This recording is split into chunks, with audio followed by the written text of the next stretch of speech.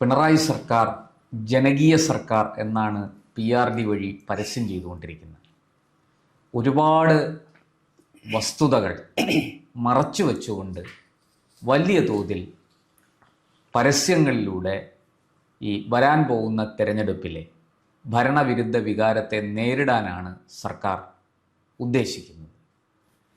ഇന്നിപ്പോൾ ഒരു വാർത്ത പുറത്തു വന്നിരിക്കുന്നു.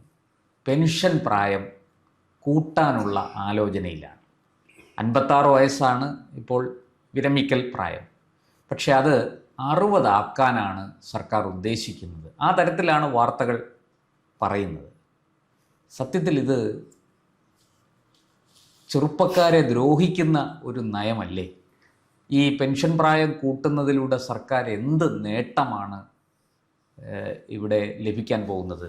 ഈ PSCയുടെ പ്രായപരിധി 36-ൽ നിന്ന് 40 ആക്കി എന്ന് സർക്കാർ വീമ്പ് പറയുമ്പോൾ ഇപ്പുറത്ത് പെൻഷൻ പ്രായം കൂട്ടുന്നതിലൂടെ സർക്കാർ അവർക്ക് കൊടുക്കുന്ന ദ്രോഹം എത്ര വലുതായിരിക്കും? ഏതെങ്കിലും ഒന്നിൽ ഉറച്ചു നിൽക്കണം. ഇടതുപക്ഷ സർക്കാർ ഇപ്പോൾ രണ്ടാം തവണ അധികാരത്തിൽ വന്ന ദിവസം മുതൽക്ക് പറഞ്ഞതെന്താണോ അത് നേരെ വിപരീതം ആണ് അവർ കാട്ടിക്കൊണ്ടിരിക്കുന്നത്. ചില ഗിമിക്സിൽ കൂടി കേരളത്തിലെ വോട്ടർമാരെ സ്വാധീനിക്കാൻ കഴിയുമെന്ന് കിറ്റ് നമ്മളെ തെളിയിച്ചു കഴിഞ്ഞിരിക്കുന്നു. വലിയ തോതിലുള്ള ഭരണവിരുദ്ധ വികാരം ഉണ്ടായിക്കഴിഞ്ഞിരിക്കുന്നു. അത് മറികടക്കേണ്ടുന്ന ബാധ്യത അവർക്ക് തന്നെയാണില്ല, നമുക്ക് വേറെ ആർക്കുമല്ല. അത് കൃത്യമായി അറിയുന്ന ആൾക്കാർ തന്നെയാണ്. ഇപ്പോൾ ഏറ്റവും ഒടുവിൽ നമ്മൾ ഇപ്പോൾ താങ്കൾ പറഞ്ഞു നിർത്തിയതുപോലെ ഈ PSCക്കാരുടെ ഇത് പ്രായം ആക്ച്വലി അതല്ല അതിൻ്റെ പരിഹാരം, അതല്ല. അപ്പോൾ ഒരു കഴിവുറ്റ ഇപ്പോഴത്തെ ഇപ്പോൾ ഡിജിറ്റൽ ഈ ഏജിൽ വളരെ കൃത്യമായി തന്നെ പോസ്റ്റുകൾ, വേക്കൻസികൾ, ഒഴിവുകൾ റിപ്പോർട്ട് ചെയ്യാനും അതിൻ്റെ നടപടിക്രമങ്ങൾ കൊണ്ട് വളരെ ഫാസ്റ്റായിട്ട് കടന്നു പോകാൻ ഒരാൾ റിട്ടയർ ചെയ്താൽ കൃത്യമായി അത് റിപ്പോർട്ട് ചെയ്യുക, അത് അതിനനുസരിച്ചുള്ള നടപടിക്രമങ്ങൾ ഉണ്ടാവുക, ആ പോസ്റ്റ് ക്രിയേഷൻ നടത്തുക, അതിന് അംഗീകാരം കൊടുക്കുക, PSC അറിയിക്കുക, അതിന് ടെസ്റ്റ് നടത്തുക, ഇതൊക്കെ വളരെ പെട്ടെന്ന്. അതിനാണല്ലോ ഇത്രയധികം മെമ്പേഴ്സ്, ഇന്ത്യയിൽ ഒരിടത്തും ഇല്ലാത്ത അധികം മെമ്പേഴ്സിന് ഇവിടെ വച്ചിരിക്കുന്നു. അതുകൊണ്ട് തന്നെ 3.5 കോടി. അതെ, അത് അതിൻ്റെ യോഗ്യതകളെ കുറിച്ച് പിന്നീട് സംസാരിക്കാം. അപ്പോൾ അതൊന്നും.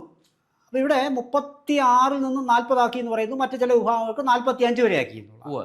ഒരാൾ 18 വയസ്സ് മുതൽക്ക് തുടങ്ങി 40 വയസ്സ് വരെ മറ്റ് റിസർവേഷൻസ് ഒന്നും ഇല്ല എങ്കിൽ അദ്ദേഹത്തിന് പരീക്ഷ എഴുതാം, PSC പരീക്ഷ എഴുതാം. അതിൻ്റെ കാര്യങ്ങളെല്ലാം അവിടെ നിൽക്കട്ടെ. പക്ഷെ അതേസമയത്ത് നേരെ നിറച്ച് സർക്കാർ ഉദ്യോഗസ്ഥരുടെ പ്രായം 56-ൽ നിന്നും 60 ആക്കുകയല്ല, അതിന് ന്യായീകരണം കണ്ടെത്തുന്നത് അങ്ങനെ ആക്കിയാൽ അത് ഏകീകരിക്കാൻ പോകുന്നു എന്നാണ്. സത്യമാണത്.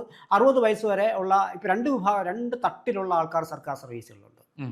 ഈ പെൻഷൻ്റെ കേസിലായാലും ശരി, ഇത് വിരമിക്കൽ തീയതിയാലും ശരി. ഇപ്പോൾ 60 വയസ്സുള്ള ആൾക്കാർ കുറേ പേരുണ്ട്. അവർക്ക് ഈ നമ്മുടെ പരമ്പരാഗത ശൈലിയിലുള്ള പെൻഷൻ അല്ല ലഭിച്ചുകൊണ്ടിരിക്കുന്നത്. അപ്പോൾ അത് ഇവരെ കൂടി മാറ്റി 56-ൽ റിട്ടയർ ചെയ്യുന്ന ആൾക്കാരെ കൂടി ഈ 60-ലേക്ക് കൊണ്ടെത്തിച്ചു കഴിഞ്ഞാൽ അത് ഏകീകരണം എന്നുള്ള ഓമന പേരാണുള്ളത്. ആക്ച്വലി സംഭവിക്കുന്നതാണ് ഏറ്റവും ചുരുങ്ങിയത് 3 വർഷം അല്ലെങ്കിൽ 4 വർഷം. ഇവിടെ 36-ൽ നിന്ന് 40 PSC ആക്കിയപ്പോൾ ഇവിടെ നിന്ന് 56-ൽ നിന്ന് 60 ആക്കും. അത്രയും കാലയളവ് ഇവിടെ ഒരു വേക്കൻസി വരില്ല. പിന്നെ ഈ 4 വർഷക്കാരെ എന്ത് വേക്കൻസി ഉണ്ടാവാനാ? സ്വാഭാവികമായിട്ടും ഈ വേക്കൻസി ഇപ്പോൾ തന്നെ എത്രയോ വലിയ ആരോപണങ്ങളാണ്. ഈ 1ാം റാങ്കുകാരനെ പോലും എടുക്കാൻ കഴിയാത്തൊരവസ്ഥ. PSC പരീക്ഷ എഴുതി 1ാം റാങ്ക് ലഭിച്ച ആളിന് നിയമനം ലഭിക്കുന്നില്ല. ചിലപ്പോൾ അവർ പറയുന്ന അവരുടെ ഭാഗത്ത് ശരിയായിരിക്കാം, ഇപ്പോൾ വേക്കൻസി ഉണ്ടാവില്ല. ഈ ഒക്കറൻസ് ഓഫ് വേക്കൻസീസ് ഉണ്ടല്ലോ, അത് ഈ ഒരു വേക്കൻസി ഉണ്ടാവുന്നത് കൃത്യമായി കണക്കാക്കാനുള്ള കഴിവില്ലായ്മയാണ് അവിടെ വിളിച്ചു തീർന്നത്. അല്ലെങ്കിൽ അവിടെ ഒരു സംശയമുണ്ട്. ഈ വേക്കൻസി ഇല്ല എന്ന് നമ്മൾ പറയുമ്പോൾ പിന്നെ PSC എങ്ങനെയാണ് ഈ പരീക്ഷ നടത്തുന്നത്? അല്ല, അവർ വിളിക്കുന്ന സമയത്ത് അത് വേക്കൻസി റിപ്പോർട്ട് ചെയ്യപ്പെട്ടിട്ടല്ലേ? ന്യായമായ ഒരു ചോദ്യമാണ്. ഒരു വേക്കൻസി ഒക്കർ ചെയ്ത് കഴിഞ്ഞാൽ അത് നിയമവഴികളിൽ കൂടി കടന്നു വന്ന് PSC അറിയിക്കും. അതാണ് ഞാൻ നേരത്തെ പറഞ്ഞത്. അതിനോടകം ചിലപ്പോൾ ഈ റിട്ടയർമെൻറ്റ് ഇങ്ങനെയുള്ള ഒരുപാട് പ്രശ്നങ്ങൾ, ഈ ഒരു ഡെത്ത് വരും. അപ്പോൾ ആ ഒരു വേക്കൻസി അവിടെ ഉണ്ടായിരിക്കും. അത് ചിലപ്പോൾ ഈ സർവീസിൽ ഇരുന്ന് മരണപ്പെട്ടു പോയ ആൾക്കാരുടെ, അല്ലെങ്കിൽ ഇപ്പോൾ ഒരു പ്രൊമോഷനൊക്കെ പറയുന്നത് 25% സർവീസിലുള്ളവർക്ക് 70% പുറത്ത് ഇങ്ങനെയൊക്കെ ഉള്ളത്. അപ്പോൾ അതെല്ലാം ഈ പെറ്റ് കിടക്കുന്ന പോലെ ഈ കുടിശ്ശിക കിടക്കുകയാണ് അവിടെ. അപ്പോൾ ഒരു വേക്കൻസി വരുമ്പോൾ ഇവരെന്ത് വെച്ചാൽ പെട്ടെന്ന് അത് ഈ വേക്കൻസി വിളിച്ചതിന് ശേഷമായിരിക്കാം ഉണ്ടാവുന്നത്. PSC നോക്കുമ്പോഴത്തേക്കും അത് പെൻഡിങ് കിടക്കുകയാണ്. ഇവിടെ ഇപ്പോൾ 3 വേക്കൻസി വിളിച്ചിട്ടുണ്ട്, അതിലിപ്പോൾ 2 എണ്ണം ആക്ച്വലി മറ്റുള്ളവർക്ക് കൊണ്ടതാണ്. അതെടുത്തങ്ങ് കൊടുക്കും, ഇതിനടുത്ത് അങ്ങ് നിർത്തും. അതാണ് ഞാൻ പറഞ്ഞത്, കാലമനുസരിച്ചിട്ട് സമയമനുസരിച്ചിട്ട് ഇത്തരം വേക്കൻസികൾ ഫില്ല് ചെയ്യാത്തത് കാരണമാണ് ഈ പ്രശ്നം വരുന്നത്. അപ്പോൾ സ്വാഭാവികമായിട്ടും 3 എണ്ണം വിളിച്ചു അല്ലെങ്കിൽ 1 വിളിച്ചു എന്നിരിക്കട്ടെ, ഒരു വേക്കൻസി അവിടെ ഓൾറെഡി അവിടെ കൊടുക്കേണ്ടതാണ്, അത് കൊടുത്തിട്ടില്ല. അങ്ങനെ വരുമ്പോൾ സ്വാഭാവികം ഇതിനടുത്ത് അങ്ങ് കൊടുക്കും. എവർ റെഡിയായി എഴുതി വരും, ഒരു വേക്കൻസി ഉണ്ടായിരുന്നു, സമയമാകുമ്പോൾ ആ ഒരു വേക്കൻസി ഓൾറെഡി ഫില്ലായിരിക്കും. ബാക്കിയും ചിലപ്പോൾ വേക്കൻസികൾ ഉണ്ടാകാം, ഈ വേക്കൻസി റിപ്പോർട്ട് ചെയ്യപ്പെടാതെ അവിടെ കിടക്കലുണ്ടാകും. അതുകൊണ്ടാണ് നമുക്കറിയാം നേരത്തെ 12 മണിക്ക് ശേഷമുള്ളൊരു പ്രശ്നം വന്നല്ലോ. ഇത് ഇങ്ങനെ കണക്കാണ്. ഇത് വളരെ കോംപ്ലിക്കേറ്റഡ് ആണ്. വളരെ ചെയ്താൽ വളരെ നിസ്സാരമായി ഇത് പരിഹരിക്കാവുന്ന ഒരു വിഷയം കൂടിയാണ്. അപ്പോൾ അത് കഴിവില്ലായ്മ തന്നെയാണ്. ഇത്രയധികം PSC മെമ്പേഴ്സും PSC ഇത്രയധികം സ്റ്റാഫുകളും ഒക്കെ ഉള്ളപ്പോൾ, അല്ലെങ്കിൽ ഇത്രയും ഈ വളരെ കൃത്യമായി ഇത് ചെയ്യാൻ മെമ്പേഴ്സ്. അപ്പോൾ അത് കൃത്യം, അത് സർക്കാരിൻ്റെ പിടിപ്പുകേടാണ് ഉണ്ടാകുന്നത്. അത് വലിയ താല്പര്യങ്ങൾ ഇതിനകത്ത് സത്യത്തിലില്ല. അപ്പോൾ അങ്ങനെ വരുമ്പോൾ സ്വാഭാവികമായിട്ടും നമ്മുടെ ഈ പെൻഷൻ പ്രായവർദ്ധനവ, ഈ PSCയുടെ ആൾക്കാരുടെ ഈ നിയമനങ്ങൾ 1ാം റാങ്കുകൾക്ക് കിട്ടാത്തത്, പിന്നെ വയസ്സ് വർദ്ധിപ്പിച്ചത് ഒക്കെ മറിയാണ്. ഇതെല്ലാം വാസ്തവത്തിൽ തൊഴിലാളി വിരുദ്ധമെന്ന് മാത്രമല്ല, നമ്മുടെ ചെറുപ്പക്കാർക്ക് നേരെ അവരെ പറഞ്ഞു പറ്റിക്കലാണ് ശരിക്കും പറഞ്ഞാൽ ജനവിരുദ്ധമാണ്. അതിനെതിരെ ഈ നാട്ടിലെ ഡിഫിയോ SFIയോ ഇതുവരെ അനങ്ങിയിട്ടില്ല. യുവജന സംഘടനകളൊന്നും ഒരൊറ്റ ഭാഗം വേണ്ടിയിട്ടില്ല. ഇത് വളരെ നിങ്ങൾ ഉള്ളിലേക്ക് ഇറങ്ങി ചെന്ന് കഴിഞ്ഞാൽ വളരെ ഗുരുതരമായ ഇഷ്യൂസ് ഇതിനിടെ ഇപ്പം എന്തിനകത്ത് നമ്മൾ പറയാം. ഇപ്പോൾ മെഡിക്കൽ കോളേജ് ഡോക്ടർമാരുടെ സമരം, അതിൽ വളരെ ഗുരുതരമായ ഇഷ്യൂ അവർ ഉയർത്തുന്ന പ്രശ്നം തസ്തിക നിർണ്ണയമാണ്. 1000-ലധികം തസ്തികകൾ ഒഴിഞ്ഞു കിടക്കുകയാണ്. ഒരു ദിവസം 300-400 OP ആൾക്കാരാണ് അറ്റൻഡ് ചെയ്യുന്നത്. കത്രികയെല്ലാം വലതും വെച്ച് മറന്നു പോകും. കാരണം അത്രമേൽ ടെൻഷനാണ് ഈ പണിക്ക്. 1200-നും 1500-നും 1500-നും ഇടയ്ക്ക് തസ്തികകളാണ്. ഈ നാട്ടിൽ ഇവിടെ ആൾക്കാരില്ലേ? ഇതെന്താ ഒഴിഞ്ഞു കിടക്കുന്നത്? സർക്കാരിന് താല്പര്യമില്ല എന്നാണ്. അവിടെയാണ് നമ്മൾ സംശയിക്കുന്നത്. ഇത് സ്വകാര്യ മേഖലയ്ക്ക് തീർച്ചയായും കൊടുക്കാനുള്ള ശ്രമമാണോ സംശയിക്കുന്നത് അവിടെയാണ്. അപ്പോൾ അതായത് ഈ ഒരു ഇടതുപക്ഷ സർക്കാരിൽ നിന്ന് ജനം പ്രതീക്ഷിച്ചത് എന്താണോ അതല്ല. അവർക്കൊരു അബദ്ധം പറ്റിപ്പോയി. ജനത്തിന്റെ അബദ്ധം കയ്യബദ്ധം. പ്രതീക്ഷിച്ചതല്ല കിട്ടുന്നത് എന്ന് മാത്രമാണോ? ഘടകവിരുദ്ധമാണ്. അതല്ലേ വാസ്തവത്തിൽ പക്ക ജനവിരുദ്ധമായ പറഞ്ഞതുപോലെ പെൻഷൻ പ്രായം വർദ്ധിപ്പിക്കുന്നതിലൂടെ ഈ PSCയുടെ പ്രായപരിധി വർദ്ധിപ്പിച്ചിട്ടുണ്ടെന്ന് പറയുമ്പോഴും വാസ്തവത്തിൽ അത് ചെറുപ്പക്കാരുടെ വയറ്റത്തടിക്കുന്ന. മാത്രമല്ല ഈ സിവിൽ സർവീസിൻ്റെ ഞാൻ വ്യക്തിപരമായ അഭിപ്രായക്കാരനാണ്. ഞാൻ എന്നെ തന്നെ ഉദാഹരണം എടുത്തോളൂ. ഞാൻ 18 വയസ്സാകുമ്പോൾ എഴുതുന്നു, അല്ലെങ്കിൽ ഞാൻ ഡിഗ്രി കഴിയുമ്പോൾ ഒരു ടെസ്റ്റ് എഴുതുകയാണ്, ഞാൻ പാസ്സാകുന്നില്ല. 20-21 ഞാൻ ടെസ്റ്റ് എഴുതുകയാണ്. ഗ്രാജുവേഷനാണ് മിനിമം യോഗ്യത. എഴുത്തലോട് എഴുത്ത് ഒരു 10-12 എഴുതുന്നു. ഈ 40 വയസ്സിനിടയിൽ ഞാൻ എത്ര തവണ എഴുതും? ഒരു 8 തവണ വിളിച്ചാൽ 8 തവണ നമ്മൾ എഴുതും. ഈ 8 തവണയും എഴുതാത്ത എനിക്ക് 36 വയസ്സാണെന്ന് ഇരിക്കട്ടെ, ഞാൻ എന്നോടൊക്കെ 5 തവണ എഴുതി. ഈ 5 തവണയും എഴുതി കൊള്ളാത്ത ഞാൻ എപ്പോഴെങ്കിലും പാസ്സാവുമെന്ന് ഇനി കരുതുന്നുണ്ടോ? നമ്മൾ കോമ്പീറ്റ് ചെയ്യുന്ന പുത്തൻ തലമുറയായിട്ടാണ് കോമ്പീറ്റ് ചെയ്തുകൊണ്ടിരിക്കുന്നത്. അപ്പോൾ വാസ്തവത്തിൽ കാര്യശേഷി ഇല്ലാത്ത ഒരു വിഭാഗം ആൾക്കാരെ ഒരുപക്ഷെ ജയിച്ചു വന്നാൽ പോലും ഞാൻ ശാരീരികമായി തളരുന്ന പ്രായത്തിലാണ് ഉള്ളിലേക്ക് കയറുന്നത്. ഒരുപക്ഷെ ഞാൻ എൻ്റെ ഒരു സുപ്രഭാതത്തിൽ പിടിച്ചു നിൽക്കാൻ. അപ്പോൾ അങ്ങനെ ഈ സർക്കാരിൻ്റെ ഈ സർക്കാർ മേഖലയുടെ കാര്യശേഷിയെ പോലും ഇത് ബാധിക്കും. പുത്തൻ ആൾക്കാർ തന്നെ വേണമെന്നല്ല ഞാൻ പറയുന്നത്, ഒരുപാട് അല്ലാത്ത ആൾക്കാരും കടന്നു പറ്റും. കൂട്ടത്തിൽ സർക്കാർ ചെയ്യുന്ന കാര്യം ഇപ്പോൾ ഇത് മാത്രമല്ല, ഈ നിയമപരമായ പഴുതുകൾ ഉണ്ടാക്കിക്കൊണ്ടിരിക്കുകയാണ്.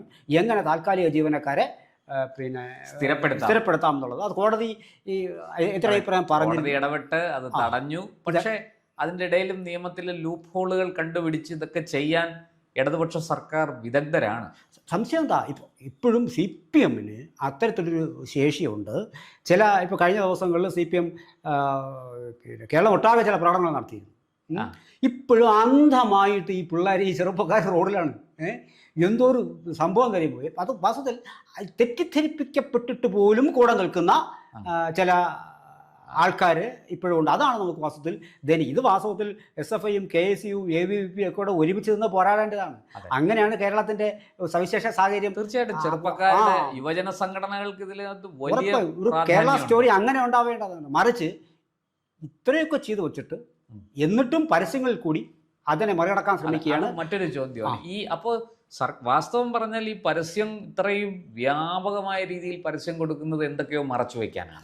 അല്ലെങ്കിൽ പിന്നെ ഒന്ന് ആലോചിക്കുക, പതിവിന് വിപരീതമായി കഴിഞ്ഞ കാല സർക്കാരുകളെ പോലും വിമർശിക്കുന്നതിന് വേണ്ടി ഈ ഖജനാവിൽ നിന്ന് നമ്മുടെ പൈസ എടുത്തുകൊണ്ട് ചെയ്യുന്നു. ഇത് ഒത്തിരി ദ്രോഹം എന്ന് ആലോചിച്ച് നോക്കി. ജനങ്ങളുടെ നികുതി പണത്തിൽ നിന്ന് മുൻ സർക്കാരുകളെ ചീത്ത പറയാൻ വേണ്ടിയിട്ട് പണം ചെലവഴിക്കും. അപ്പോൾ ഇത്രയും നമ്മുടെ നാട്ടിൽ കേരളം പോലൊരു സംസ്ഥാനത്ത് ഇത്രയും എന്തൊക്കെ നമ്മൾ അവകാശപ്പെടുന്നു, ഇത്രയും ഒരു സംസ്ഥാനത്ത് ഇത്രയും ഗുരുതരമായ ഒരു സാഹചര്യത്തിൽ കടന്നു പോയിട്ട് പോലും ഇത് അവർ മൈൻഡ് ചെയ്യില്ല. ഇപ്പോൾ ഡോക്ടർമാരുടെ ഏതാണ്ട് ഒരു പരിഹാരം ഉണ്ടായിട്ടുണ്ടെന്ന് കേൾക്കുന്നു, അറിയില്ല. എങ്ങനെ സംഭവിക്കുമെന്ന് അറിയില്ല. ഇനി അടുത്ത ആഴ്ച മുതൽ മിനിമം വേതനം ആവശ്യപ്പെട്ടുകൊണ്ട് 40,000 രൂപ മിനിമം വേതനം ആവശ്യപ്പെട്ടുകൊണ്ട് നേഴ്സുമാർ നേഴ്സുകളുടെ അവരുടെ അസോസിയേഷൻ സമരത്തിലേക്ക് പോവുകയാണ്. വലിയൊരു പഠനമാണ് ഉണ്ടായിരുന്നത്. അവർക്ക് ഇതുവരെ മിനിമം തുക കിട്ടുന്നില്ല. അഷുറൻസ് അവർ കൊടുത്തിരുന്നതാണ്. ഈ പൈസയൊക്കെ എടുത്തിട്ടാണ് പിന്നെ ഈ ഖജനാവ് കാലിത്തൊടുത്ത് ശരിയാക്കാനും പുതിയ കാർ വാങ്ങിക്കാനും അല്ലെങ്കിൽ പിന്നെ മുഖ്യമന്ത്രിയുടെ ദുരിതാശ്വാസ നിധിയെടുത്ത് പല വഴിക്ക് ചിലവഴിക്കാനും ഒക്കെ അതൊക്കെ ചെയ്യുന്നത് കൊണ്ടാണ്. വാസ്തവത്തിൽ ഇതൊരു കണ്ണിൽ പൊടിയിടലാണ്.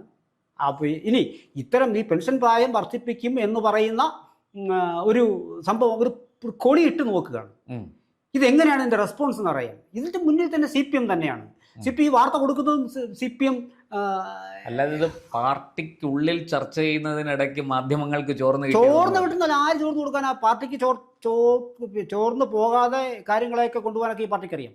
അവരെ ചോർത്തിക്കുന്നതാണ് വാസ്തവത്തിൽ. ഈ വാർത്ത ഇട്ട് നോക്കുകയാണ്. ഈ DFI എങ്ങനെ പറയുന്നു, SFI എങ്ങനെ പറയുന്നു, ബാക്കി ആൾക്കാർ എങ്ങനെ പറയുന്നു, പൊതുജന വികാരം എങ്ങനെ, ഇതൊക്കെ അവർ നോക്കുകയാണ്. എന്ന് മാത്രമല്ല 2 ദിവസം അവർ ഇത് കുറയ്ക്കാനും നോക്കുകയാണ്.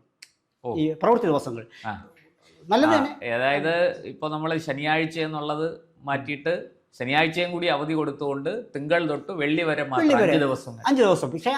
പക്ഷെ സാറേ അങ്ങനെ വരുമ്പോൾ നമ്മുടെ ഈ ജോലി ഭാരം 5-6 ദിവസം കൊണ്ട് ചെയ്യുന്ന ജോലി 5 ദിവസങ്ങളിലേക്ക് ചുരുങ്ങുമ്പോൾ അതൊരു വെല്ലുവിളിയല്ലേ സത്യത്തിൽ? എന്ത് വെല്ലുവിളിയാണ് ഇതിനകത്ത്? ഞാൻ ചോദിക്കട്ടെ, ഈ 5 ദിവസം കൊണ്ട് പോലും ഞാൻ വ്യക്തിപരമായി പറഞ്ഞു, ജോലി ചെയ്യുന്നവർക്ക് അതൊരു വെല്ലുവിളിയാണ്. വ്യക്തിപരമായി പറഞ്ഞാൽ എൻ്റെ മുന്നിൽ വരുന്ന ഫയലുകൾ നോക്കി തീർക്കാനുള്ള ആവശ്യത്തിലേറെ സമയം എനിക്കുണ്ട്. ഇവിടുത്തെ സർക്കാർ ഉദ്യോഗസ്ഥർ കണക്കെണ്ണി നോക്കിയാൽ, തലയെണ്ണി നോക്കിയാൽ ഇത് അധികം തന്നെയാണെന്നേ. കാലം മാറിക്കഴിഞ്ഞിരിക്കുന്നത്. നമ്മൾ ഏത് ഏജിൽ നിന്നുകൊണ്ടാണ് സംസാരിക്കുന്നത്? അപ്പോൾ സ്വാഭാവികമായിട്ട് ഇതിൻ്റെ ആളെണ്ണം കൂടുതൽ തന്നെയായിരിക്കും. പക്ഷേ ഇത് പരമ്പരാഗത ഇവിടെ ഇത്ര വേക്കൻസി വേണം, അവിടെ അത്ര വേക്കൻസി വേണം, ഇതൊക്കെ കഴിയുടെ സമയമായി. ഇപ്പോൾ 10 പേര് ചെയ്യുന്ന ജോലി ഇപ്പോൾ ഒരു സിസ്റ്റം ചെയ്യും. അപ്പോൾ മനുഷ്യൻ മറ്റും പോംവടികൾ തേടണം. എപ്പോഴും സർക്കാർ നിങ്ങളെ തെറ്റിപ്പറ്റാൻ കഴിയില്ല. ആർട്ടിഫിഷ്യൽ ഇന്റലിജൻസിന്റെ കാലത്ത് നിങ്ങൾക്ക് ഒരിക്കലും എല്ലാവരും കോലം മാറിയില്ലെങ്കിൽ എല്ലാ പേർക്കും സർക്കാർ ജോലി എന്ന് പറയുന്നത് നടക്കുന്ന കാര്യങ്ങളല്ല. അപ്പോൾ അതിൻ്റെ എഫിഷ്യൻസി കൂട്ടുക, ഉള്ള മാർഗങ്ങൾ ചെയ്യുക. ഒരു ദിവസം പോലും പാഴാക്കാത്ത കുട്ടികൾക്ക് 36 വയസ്സിനകത്ത് പണി കൊടുക്കുക. ഇപ്പോൾ കിട്ടും 100 വേക്കൻസി, 100 വേക്കൻസി, 1 വേക്കൻസി, എല്ലാത്തിനും വളരെ കൃത്യമായി സത്യസന്ധമായി സുതാര്യമായി ട്രാൻസ്പെറൻ്റ് ചെയ്യാനുള്ള സംവിധാനങ്ങൾ നമ്മുടെ നാട്ടിലുണ്ട്. അത് നേരാവണ്ണം ഉപയോഗിക്കാത്തതിൻ്റെ പ്രശ്നങ്ങളാണ് വാസ്തവത്തിൽ ഇത് വരുന്നത്. ഇതൊരു വലിയ കാപട്യമാണ്. ഇടതുപക്ഷ സർക്കാരിൽ നിന്ന് ഒരിക്കലും ഉണ്ടായിക്കൂടാത്ത ഒരു കാപട്യമാണ് ഇത്. ഒന്നുകിൽ നമ്മൾ ഇത് തിരിച്ചറിയാഞ്ഞിട്ടൊന്നുമല്ല വാസ്തവത്തിൽ. ഇതിങ്ങനെയൊക്കെ പോയാലും മതി എന്നൊരു തോന്നൽ വാസ്തവത്തിൽ ഇവിടെ വളർന്നു കഴിഞ്ഞിരിക്കുന്നു. ഏറ്റവും വലിയ ഞാനത് കുറ്റം ആരോപിക്കുന്നത് പ്രതിപക്ഷത്തിൻ്റെലാണ്. ശരിയാക്കാനുള്ള മാർഗം, തിരുത്തൽ ശക്തി ആകാനുള്ള കഴിവില്ലായ്മ പ്രതിപക്ഷത്തിനുള്ളത് കൊണ്ട് മാത്രമാണ് ഇത് സംഭവിക്കുന്നത്. ശക്തമായൊരു പ്രതിപക്ഷം ഇപ്പോൾ ഇവരാണ് നേരത്തെ ചോദിക്കാനും പറയാനും ആരുമില്ല. അല്ല, അങ്ങനെ ഒരു സമരം നയിച്ചാൽ സ്വാഭാവികമായിട്ടും അത് സംഘടനാ ശേഷിയും കൂടി വർദ്ധിപ്പിക്കുന്നേ. ഈ സമരം എന്ന് പറയുന്നത് എന്തിനാണ്? ജനകീയ പ്രക്ഷോഭം കേൾക്കുന്നതേ ചതുർത്ഥിയാണ്. ഈ ജനകീയ പ്രക്ഷോഭം എന്തിനാണ്? ഇപ്പോൾ CPM തന്നെ ഭരണത്തിൽ ഇടുന്നുകൊണ്ട് തന്നെ കൃത്യമായി ഇത്ര ഓരോ ദിവസങ്ങൾ, ഓരോ മാസം, 6 മാസം കൂടുമ്പോൾ ഇന്ന പ്രതിഷേധം, കേന്ദ്ര സർക്കാർ ഓഫീസ്, എന്തിനാണ് ചെയ്യുന്നത്? സമരവും ഒരുമിച്ച് അല്ല, എൻ്റെ കൂടെയുള്ള സംഘടനയിലെ അംഗങ്ങളെ ഒരുമിച്ച് കൂട്ടാനും നിലയ്ക്ക് ഒരുമിപ്പിച്ച് നിർത്താനും ഇത് ആ ശേഷി വർദ്ധിപ്പിക്കാനും ഒക്കെയാണ് ഈ സമരങ്ങളെന്ന് പറയുന്നത്. അതിൻ്റെ അങ്ങനെ ഒരു രീതി കൂടിയുണ്ട്. അല്ലാതെ ഒന്നും ഉണ്ടാവില്ല. പക്ഷേ എങ്കിലും അതുപോലും പ്രതിപക്ഷം ചെയ്യുന്നില്ല എന്ന് പറയുന്നതാണ്. അവർ വരും പ്രസ്താവന യുദ്ധം, പേടിയില്ല, പേടിച്ചെന്ന് പോയി പറഞ്ഞേക്ക്. എവിടെ വരെ യന്ത്രസമരം നടന്നു ആലോചിക്ക്. എത്ര പേരാണ് ഇവിടെ CPO, പോലീസ് ലിസ്റ്റിൻ്റെ ആൾക്കാർ, നേഴ്സ്, ആശമാർ കരഞ്ഞ് കാല് പിടിച്ചില്ലേ? ആരും മൈൻഡ് ചെയ്തോ? ഇല്ല. ശകലം പോലും മനസ്സുരുകിയില്ല. ഇതിൽ ആത്മാർത്ഥതയില്ല. ഇതൊരു ചെകുത്താൻ്റെ കണ്ണീര് പോലെ, ചെന്നായയുടെ കണ്ണീര് പോലെ ഇതിങ്ങനെ വന്നുകൊണ്ടേയിരിക്കുകയാണ്. ഇത് തിരിച്ചറിയുന്ന ആളും ഇല്ല എങ്കിൽ ഇതെല്ലാം കൂടി ഒരു തല വെച്ചിട്ട് പോവും. ഇത് 60 ദിവസം ആയിരിക്കും. 60 ദിവസം ആക്കുന്നതിന് കുഴപ്പമില്ല. പക്ഷേ അത് വ്യവസ്ഥാപിതമായ രീതിയിൽ കൂടിയാലോചിച്ച് നയപരമായ തീരുമാനം എടുക്കേണ്ടെന്ന രീതിയിൽ പല ഘട്ടങ്ങളിൽ എവിടെയൊക്കെയാണോ ചർച്ച ചെയ്യേണ്ടത് അവിടങ്ങളിൽ ചർച്ച ചെയ്ത് പൊതുജനാഭിപ്രായം സ്വീകരിച്ച്, യുവാക്കളുടെ അഭിപ്രായം സ്വീകരിച്ച് ഒക്കെ വേണ്ടേ വരാൻ. അല്ലാതെ തീരുമാനിക്കുന്നവർ മാത്രമാണോ? അപ്പോൾ അത് അനുഭവിക്കൊണ്ടിരുന്ന ജനങ്ങളാണ്. എന്തായാലും ജനങ്ങൾ അനുഭവിക്കട്ടെന്നേ പറയാൻ പറ്റും. അല്ലെ വേറെ മാർഗങ്ങളൊന്നുമില്ല. പക്ഷെ അങ്ങനെ സർക്കാർ എടുത്തുചാടി 86-60 ആക്കില്ല എന്ന് അല്ല, അതിന് കൂട്ടുപിടിക്കുന്ന മാധ്യമങ്ങളും അതാണ്. അതിന് കൂട്ടുപിടിക്കുന്ന മാധ്യമങ്ങളും. അപ്പോൾ ജനം പിന്നെ എവിടെ പോവും? ആര് സഹായിക്കും? തൊഴിലില്ലായ്മ കിടന്ന് നട്ടം ചൊരിയുന്ന ഒരാൾ കോടതി പോകാൻ പറഞ്ഞാൽ അയാൾക്ക് പോകാൻ പറ്റുമോ? എന്തായാലും ഈ വരുന്ന തെരഞ്ഞെടുപ്പിന് മുമ്പ് അങ്ങനെ ഒരു പ്രഖ്യാപനം ഉണ്ടായാൽ അത് തീർച്ചയായിട്ടും തെരഞ്ഞെടുപ്പ് ഫലത്തെ സ്വാധീനിക്കും. വളരെ ശക്തമായ ഒരു പ്രത്യാഘാതങ്ങൾ നേരിടേണ്ടി വരും എന്ന് മാത്രമേ നമുക്ക് ഈ അവസരത്തിൽ പറയാൻ കഴിയൂ. മനസ്സിലാക്കുന്നതോടെ മനസ്സിലാക്കട്ടെ. അതെ, കണ്ണുള്ളവർ കാണട്ടെ, കാതുള്ളവർ കേൾക്കട്ടെ. നന്ദി, നമസ്കാരം. കൂടുതൽ വാർത്തകളും വിശേഷങ്ങളും നേരിട്ട് ലഭിക്കാൻ ജനങ്ങളിൽ നിന്ന് ജനങ്ങളിലേക്ക് ജനഭൂമി ന്യൂസ് സബ്സ്ക്രൈബ് ചെയ്യൂ. ബെൽ ബട്ടൺ അമർത്താനും മറക്കരുത്.